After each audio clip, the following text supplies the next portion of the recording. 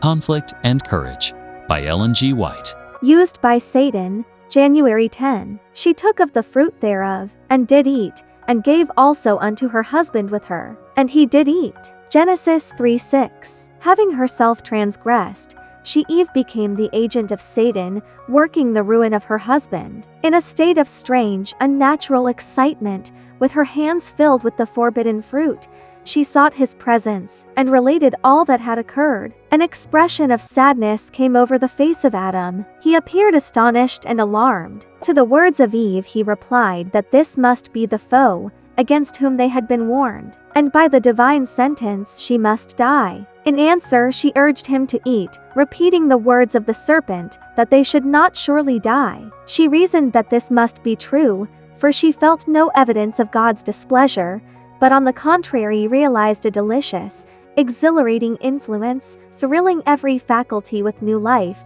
such, she imagined, as inspired the heavenly messengers. Adam understood that his companion had transgressed the command of God, disregarded the only prohibition laid upon them, as a test of their fidelity and love. There was a terrible struggle in his mind. He mourned that he had permitted Eve to wander from his side. But now the deed was done. He must be separated from her whose society had been his joy. How could he have it thus? Adam had enjoyed the companionship of God and of holy angels. He had looked upon the glory of the Creator. He understood the high destiny opened to the human race should they remain faithful to God. Yet all these blessings were lost sight of, in the fear of losing that one gift, which in his eyes outvalued every other. Love, gratitude, loyalty to the Creator, all were overborne by love to Eve. She was a part of himself, and he could not endure the thought of separation. He resolved to share her fate. If she must die,